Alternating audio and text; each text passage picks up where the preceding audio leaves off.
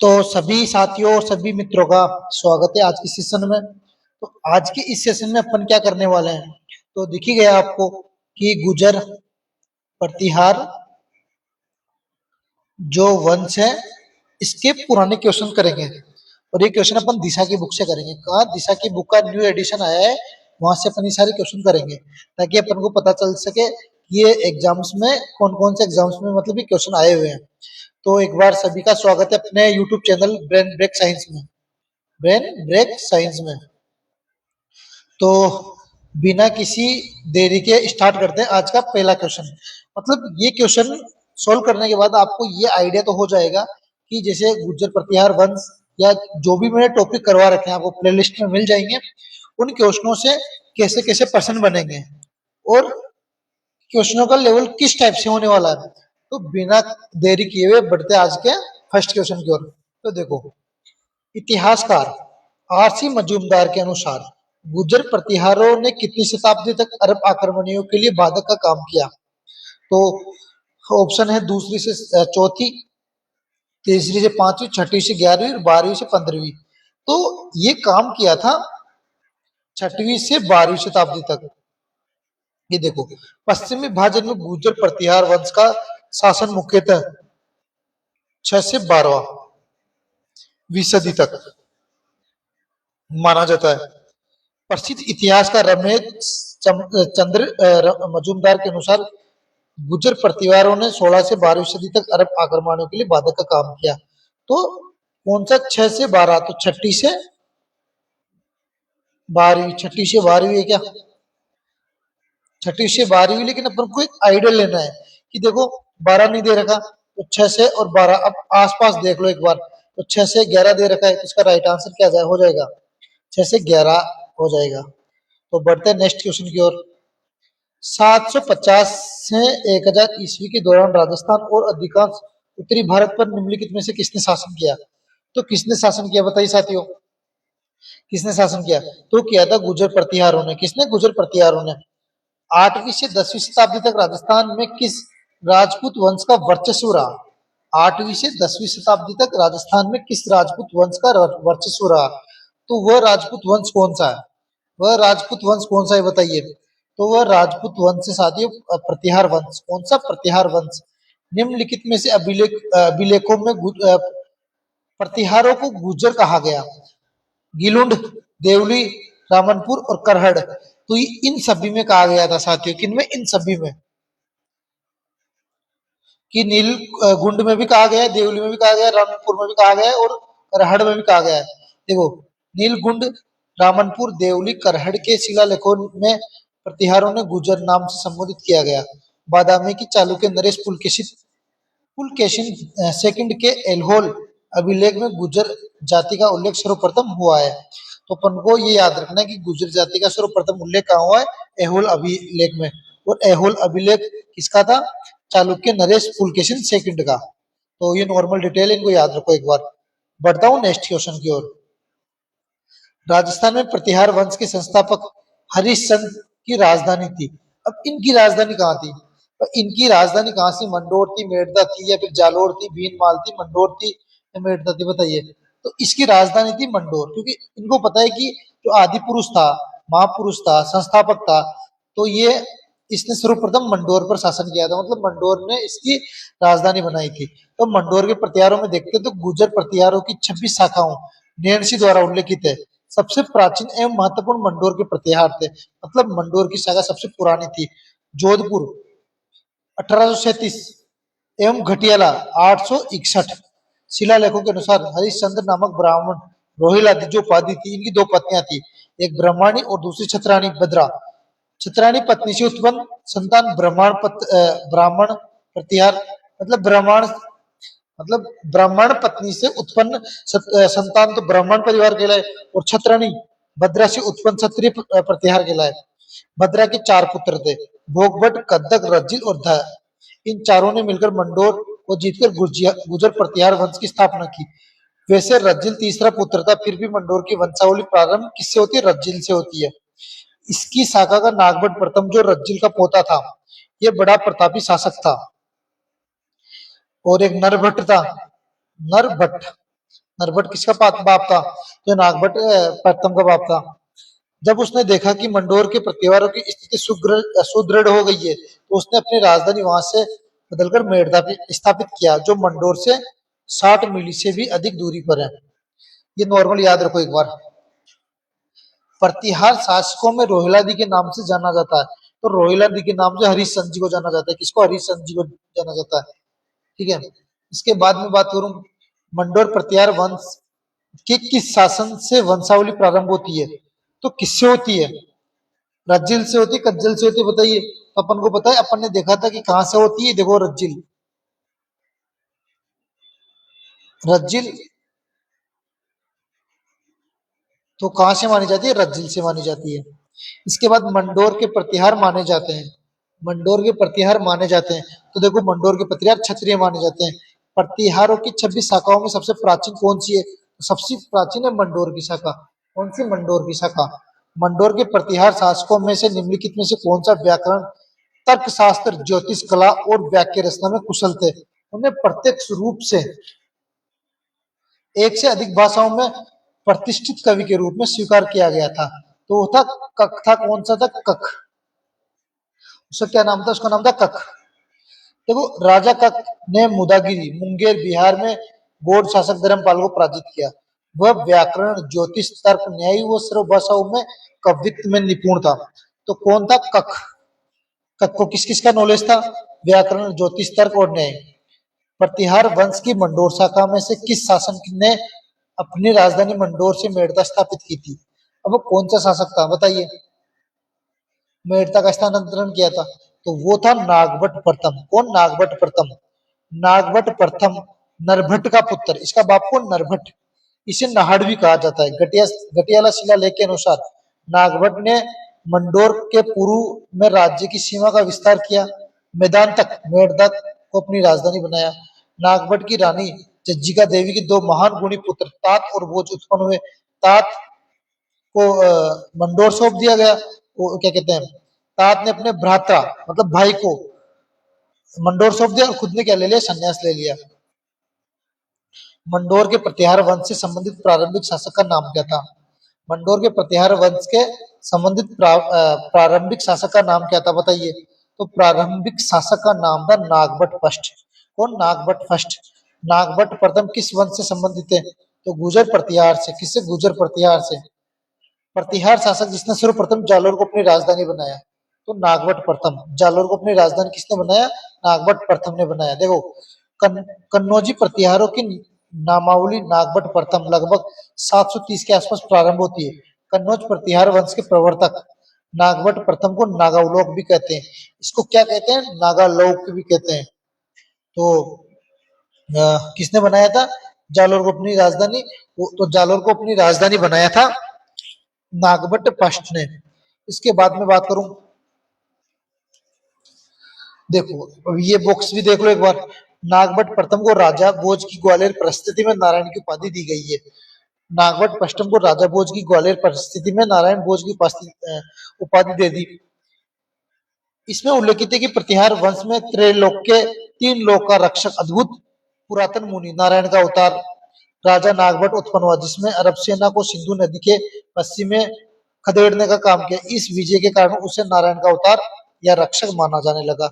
नागभट्ट प्रथम ने वर्तमान में गुजरात, राजस्थान, मालवा, चंबल, हरियाणा व सतलज के दक्षिण मैदान पर प्रदेशों पर गुर्जर साम्राज्य की स्थापना की। अवंती के प्राचीन नगर उज्जैन को अपनी राजधानी बनाया। दशरथ शर्मा नागभट्ट की राजधानी जालोर मानते हैं। जैसी घोष भी नागभट्ट प्रथम की राजधानी उज्जैन ही मानते हैं। राष्ट्रकूट राजा दंतेदुर्ग ने अरबों के विरुद्ध नागभट्ट प्रथम का साथ दिया। दोनों ने अपनी सफलता पर उज्जैन नगरी को हिरण्य गर्भ महादान समारोह आयोजित किया। तो ये नॉर्मल डिटेल है। प्रतिहार राजा नागभट्ट प्रथम के बारे में कौन सा कथन सही है? कांस्टेबल 2022 का लेटेस्ट क्वेश्चन है, मतलब थोड़े दिनों का, 2-3-4 साल पुराना। तो देखो, नागभट्ट प्रथम के वत्सराज के पुत्र थे क्या? वो वत्सराज के पुत्र थे क्या? ठीक है, नहीं थे। उन्होंने लगभग 50 वर्षों तक शासन नहीं किया, बिल्कुल गलत है। उनकी मृत्यु के बाद महिपाल व भोज द्वितीय के रूप में उत्तराधिकारी, ये भी बात गलत है। तो कुछ सही पूछ रहा है ना अपन से, तो देखो, उन्होंने सिंध के अरब शासकों को हराया, बिल्कुल। राजस्थान, गुजरात, पंजाब आदि पर अतिक्रमण की कोशिश कर रहे थे। बिल्कुल, तो इसका राइट आंसर फोर्थ हो जाएगा। इसका राइट आंसर फोर्थ हो जाएगा। उस प्रतिहार शासक का नाम बताइए जिसने न केवल अरबों के आगे बढ़ने पर अंकुश लगाया बल्कि अनेक शासकों को उनके आधिपत्य से भी मुक्त कराया या मुक्त किया। तो वो कौन था? वो कौन था? तो वो था नागभट्ट। कौन? नागभट्ट फर्स्ट। किस राजा के वंशज गुर्जर प्रतिहार कहे जाने लगे? किस राजा के? तो वो था नागभट्ट सेकंड। कौन? नागभट्ट सेकंड। इसके बाद नागभट्ट द्वितीय। इनका शासनकाल 795 से 833 से राजा के वंशज गुर्जर प्रतिहार कहे जाने लगे। प्रथम प्रतिहार शासक जिसने परम भट्टारक महाधिराज परमेश्वर की उपाधि धारण की वह था। तो ये परम भट्टारक परमेश्वर की उपाधि ये थी, ये नागभट्ट सेकंड ने ली थी। इसने नागभट्ट सेकंड ने, तो नागभट्ट सेकंड ने ली थी। नागभट्ट सेकंड प्रतिहार वंश का शासक जिसने कन्नौज को जीतकर अपनी राजधानी बनाया तथा 100 वर्षों तक चले आ रहे त्रिपक्षीय संघर्ष को समाप्त किया। इसके उसके समय प्रतिहार उत्तरी भारत का सबसे शक्तिशाली राज्य बन चुका था। उसने परम भट्टारक महाधिराज परमेश्वर बंगाल के पाल शासक धर्मपाल को हराकर उपाधि धारण की। कहा गया है कि इसका उल्लेख 1815 के गुजकला अभिलेख में हुआ। इसने बलि प्रबंध नामक ग्रंथ की रचना की। राजा नागभट्ट द्वितीय का संबंध निम्नलिखित में से किस राजवंश से? बताइए। राजा नागभट्ट द्वितीय का संबंध निम्नलिखित में से किस राजवंश से? तो वो था प्रतिहार। किससे? प्रतिहार से। गुर्जर प्रतिहार वंश के किस शासन ने अपने पराक्रमों से गुर्जरों की प्रतिष्ठा को वापस या पुनः स्थापित किया? तो किसकी प्रतिष्ठा से पुनः स्थापित किया? तो वो था नागभट्ट सेकंड। नागभट्ट सेकंड बहुत अच्छा, मतलब तगड़ा राजा था। आदि वरा की उपाधि किस राजपूत शासक की धारण की? आदि वरा की उपाधि तो ये की थी मिहिर भोज ने। किसने? मिहिर भोज ने। प्रतिहार शासक मिहिर भोज ने भोज प्रथम प्रभास व आदि वरा उपाधियां प्राप्त की। ग्वालियर परिस्थिति मिहिर भोज प्रथम की देन है। किस प्रतिहार राजा के काल में प्रसिद्ध ग्वालियर परिस्थिति की रचना की गई है? तो वो थी भोज अष्ट। कौन सी पुस्तक गुर्जर प्रतिहार वंश के मिहिर भोज द्वारा रचित नहीं है? मतलब नहीं है। तो श्रृंगार प्रकाश भी है, कर्त्य कल्पतरु भी है और लेकिन धर्म संग्रह नहीं है। इसका राइट आंसर हो जाएगा धर्म संग्रह। तो ये अपन ने बहुत इंपॉर्टेंट क्वेश्चन देखे और ये क्वेश्चन देख रहे हैं अभी अपने, और क्वेश्चन बच रहे बहुत इंपॉर्टेंट क्वेश्चन। इसके बाद अपन को ऐसे लगने लगेगा कि ये टॉपिक बहुत आसान है। ये टॉपिक बहुत आसान है, बहुत सिंपल है, क्योंकि ये सारे क्वेश्चन वही क्वेश्चन है जो प्रीवियस में आए हुए हैं। प्रीवियस में आए हुए क्वेश्चन है जिससे अपन को कॉन्फिडेंस भी मिलेगा। जिससे क्या मिलेगा? अपन को कॉन्फिडेंस भी मिलेगा। अब देखो, मैं बात करता हूं किसकी? मिहिर भोज द्वारा रचित ग्रंथ योग सूत्रवर्ती, विद्या विनोद, भोज चंपू, शब्दानुशासन, श्रृंगाल मंजरी। देखो, ये कत्ते कल्पतरु, राजमर्दांड, प्राकृत व्याकरण के आयुर्वेद सर्वस्व, श्रृंगार प्रकाश। और ये इंपॉर्टेंट चीजें तो इनको एक बार देख लो मोटी मोटी, क्योंकि हो सकता है इनमें से ही रिपीट हो जाए। राजशेखर किसके दरबार में था? तो राजशेखर महेंद्र पाल। राजशेखर महेंद्र पाल फर्स्ट के दरबार में था। महेंद्र पाल फर्स्ट ए महिपाल के दरबारी कवि राजशेखर थे। उसके दरबारी कवि राजशेखर ने कपूर मंजरी, अब ये किताबें याद रखनी है अपन को, ये किताबें बहुत इंपॉर्टेंट हो सकती है। कपूर मंजरी, काव्य मीमांसा, विद्यसाल भंजिका, हरिविलास, भुवन कोश, बाल रामायण, बाल भारत आदि ग्रंथों की रचना की। राजशेखर ने विद्यसाल भंजिका ने अपने शिष्य महेंद्र पाल को रघु कुल तिलक, कपूर मंजरी में महाराष्ट्र चूड़ामणि और बाल भारत में रघु ग्रामीणी रघुवंश का अग्रणी का। राजशेखर ने बाल भारत नाटक में महेंद्र पाल के पुत्र महिपाल को रघुवंश मुक्तावली या मणि रघुवंश रूपी मोतियों के मणि के समान आर्यावर्त की महाधिराज कहा। निम्नलिखित में से कौन सी कृति प्रसिद्ध कवि नाट्यकार लेखक राजशेखर की नहीं है? मतलब नहीं है, इसका मतलब बाकी है। तो कपूर मंजरी भी है, काव्य मीमांसा भी, बाल रामायण भी है। देख लो, ऊपर मिल जाएगी इस बॉक्स में। लेकिन कौन सी नहीं देखी अपन ने? प्रभावक चरित्र नहीं देखी। निम्नलिखित में से कौन सही प्रतिहार सम्राट महेंद्र पाल का गुरु था? तो अपन ने क्या देगा? राजशेखर। अपन ने क्या देगा? राजशेखर देखा। इसके बाद प्रतिहार शासक महेंद्र पाल प्रथम महिपाल का दरबारी कवि तो राजशेखर था। कौन था? राजशेखर था। इसके बाद कौन सा शासक गौड़ बंगाल में भोज प्रथम का समकालीन था? तो वो कौन था? तो कौन था? देवपाल। देवपाल कौन? देवपाल। अरब यात्री सुलेमान, जिन्होंने 851 ईस्वी में मिहिर भोज प्रथम के कुशल प्रशासन व शक्तिशाली सेना की प्रशंसा की थी। इसके बाद में बात करता हूं, राष्ट्रकूट शासक ध्रुव ने मिहिर भोज के दक्षिणी क्षेत्रों में विजय अभियान पर रोक लगाई, परंतु बाद में भोज ने राष्ट्रकूट शासन कृष्णा तृतीय को पराजित कर मालवा पर अधिकार कर लिया गया। मिहिर भोज ने समकालीन पाल नरेश देवपाल में भी से भी युद्ध किया। देवपाल के उत्तराधिकारी नारायण पाल को बुरी तरह से परास्त किया। नॉर्मल डिटेल याद रख लो। निम्नलिखित में से किस विदेशी यात्री ने गुर्जर प्रतिहार राजवंश की सैन्य शक्ति व समृद्धि का उल्लेख किया? तो किसने किया था? तो किया था सुलेमान ने। किसने? सुलेमान ने। अरबी यात्री सुलेमान ने, विदेशी यात्री था मतलब। तो उन्होंने अरबी यात्री का नाम बताइए जिसने मिहिर भोज के समय में वार्तालाप प्रस्तुत किया। तो उस अरबी यात्री का नाम था सुलेमान। सुलेमान। अरबी यात्री सुलेमान ने किस प्रतिहार राजा के शासन काल में भारत की क्या की यात्रा की? तो भोज प्रथम। कौन था? वो भोज प्रथम था। इसके बाद मंडोर शासक के निम्न प्रतिहार शासकों का सही कालानुक्रम जमाइए, मतलब काल के अनुसार क्रम। अब आजकल क्वेश्चन पूछे जाते हैं कि काल के अकॉर्डिंग क्रम जमाइए। तो देखो, हरिश्चंद्र था, हरिश्चंद्र के बाद रज्जिल बना, रज्जिल के बाद नरभट्ट, नागभट्ट, तात या टाटा, भोज, यशोवर्धन, चंदुक, शिलुक, जोट, शिलादित्य, बाहुक, ककुक। ये एक मंडोर के प्रतिहारों का कालक्रम है। तो इसका राइट आंसर क्या होने वाला है? तो इसका राइट आंसर होने वाला है दो। पहले रज्जिल आ गया, उसके बाद नागभट्ट आ गया, उसके बाद टाटा मतलब तात आ गया, तीन, और ये चार। तो इसका राइट आंसर हो जाएगा ऑप्शन नंबर डी। निम्नलिखित में से कौन सा शासन गुर्जर प्रतिहार राजवंश से संबंधित नहीं है? तो देखो, देवपाल है, ये है भरत भट्ट। ये कहाँ है? ये तो नाम ही नहीं सुना अपन ने। भरत भट्ट कहाँ है? ये तो नाम ही नहीं सुना अपन ने। तो नागभट्ट फर्स्ट,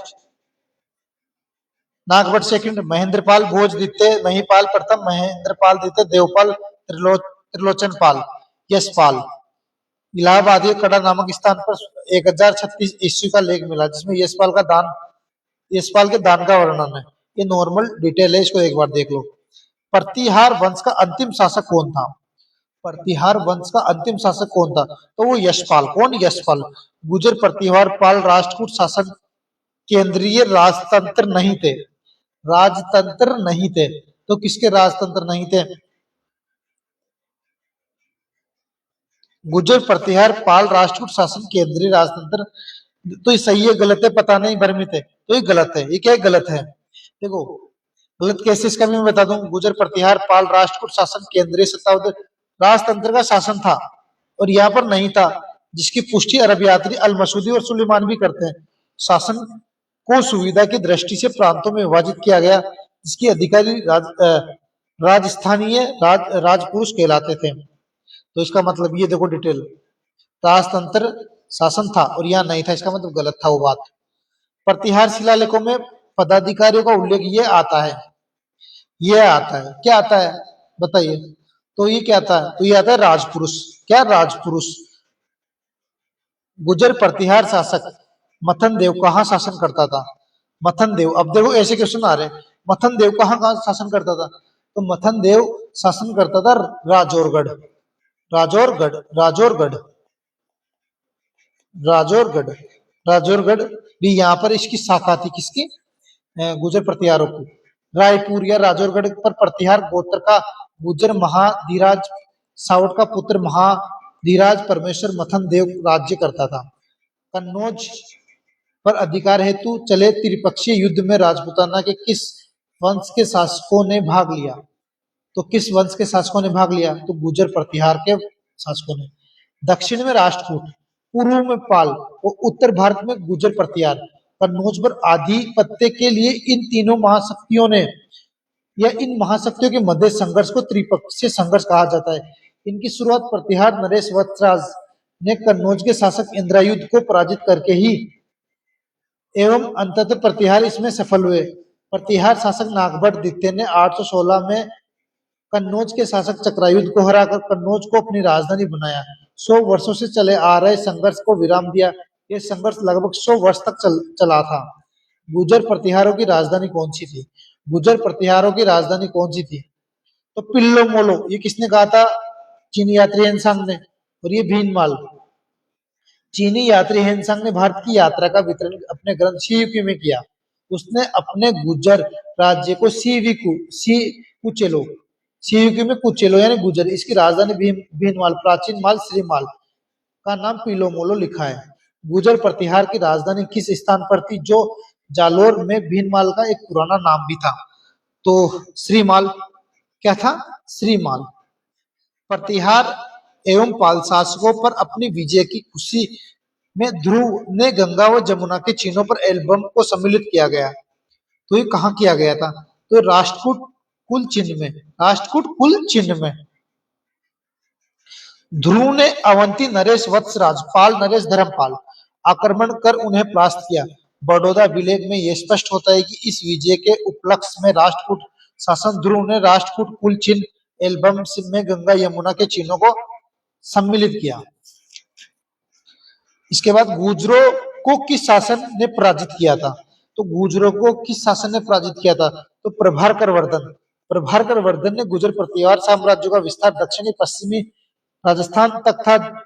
इनको पराजित कर वर्धन वंश की स्थापना की। प्रतिहार वंश शासक के शासन काल में जैन ग्रंथ हरिवंश पुराण व कुवलयमाला की रचना हुई। तो कहाँ हुई थी बताइए? ये तो सिंपल था, वत्सराज जी। मिहिर भोज की ग्वालियर प्रस्तुति में महाराज वत्सराज को बहुसंख्य भूभूतो या भूभ्रतो उनके शक्तिशाली सलाहकारों की गति को समाप्त करने वाला कहा। उनके दरबारी जैन मुनि उद्योतन सूरी 778 कुवलयमाला ग्रंथ में महाराज वत्सराज को हरण हस्तिन कहा। 787 ईस्वी में वर्धानपुर में जैन मुनि मगन सागर हरिवंश पुराण नामक की रचना की। त्रिकोणात्मक संघर्ष की शुरुआत गुर्जर प्रतिहार नरेश वत्सराज ने की थी। कन्नौज के शासक इंद्रायुज को परास्त कर कन्नौज पर अधिकार कर लिया, इसलिए वत्सराज को प्रतिहार वंश का वास्तविक संस्थापक कहा जाता है। वत्सराज को प्रतिहार वंश का वास्तविक संस्थापक कहा जाता है।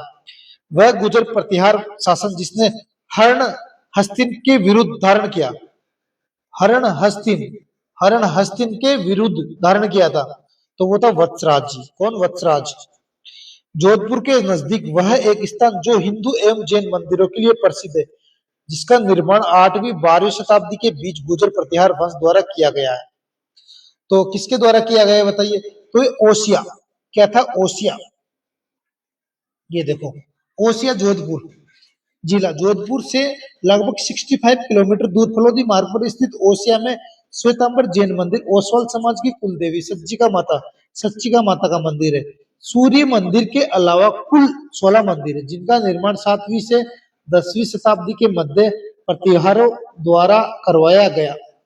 जोधपुर के ओसिया में मंदिरों का निर्माण किसके द्वारा करवाया गया? तो सिंपल सी बात है, प्रतिहारों के द्वारा। प्रतिहारों के द्वारा। ओसिया में महावीर स्वामी को समर्पित जैन मंदिर का निर्माण किस राजा के काल में हुआ? किस राजा के काल में हुआ? तो वो राजा था वत्सराज प्रतिहार। वत्सराज प्रतिहार।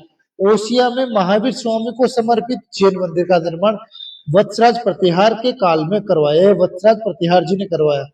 निम्नलिखित में से कौन सा शासक जालोर के चौहान वंश से संबंधित नहीं था? नहीं था। लगाइए दिमाग। तो चौहान वंश से संबंधित नहीं था, तो ये था वत्सराज। कौन? वत्सराज। वत्सराज गुर्जर प्रतिहार वंश का प्रतापी शासक हुआ। उसने मांडी वंश को पराजित किया, बंगाल के धर्मपाल को भी पराजित किया। वत्सराज को रणहस्तिन कहा गया। क्या कहा गया? रणहस्तिन। तो रणहस्तिन के साथ ही मतलब अपना ये इंपोर्टेंट क्वेश्चन, ये जितने भी 40 50 60 क्वेश्चन इंपोर्टेंट देखे अपन ने, उन सारे क्वेश्चनों को देख लिया। इसके साथ ही अपन गुर्जर प्रतिहार जो अपना टॉपिक है, छोटा सा टॉपिक है, इसके पीवाईक्यू जो पुराने क्वेश्चन है दिशा की बुक के पुराने क्वेश्चन है, वो अपन ने सारे क्वेश्चन देख लिए। इसके साथ ही अपना ये टॉपिक बिल्कुल कंप्लीट होता है। और याद रखो, अगर यहाँ से तुमने बहुत सारे क्वेश्चन अटेंड कर लिए ना, तो तुमको कुछ भी और देखने की जरूरत नहीं है, क्योंकि ये दिशा के दिशा की बुक का न्यू एडिशन है, जिसमें जितने भी एग्जाम्स में क्यूए क्वेश्चन वो करवाते हैं। जैसे ये देखो, लिखा होता है कॉलेज व्याख्याता, तो वो आप देख ही पाओगे क्योंकि अपने पास इतना टाइम नहीं रहता। अपन चाहते हैं मिनिमम टाइम में मैक्सिमम अपन को कंटेंट मिल सके, डाटा मिल सके, ताकि अपन को देख सके कि 25 मिनट में अपन ने पूरे पीवाईक्यू कर लिए। ठीक है, तो आज के लिए इतना ही। मिलेंगे नेक्स्ट वीडियो में। अगर सेशन अच्छा लगा हो तो लाइक करो, शेयर करो और सब्सक्राइब भी करो। तो ठीक है, आज के लिए इतना ही। Thank you.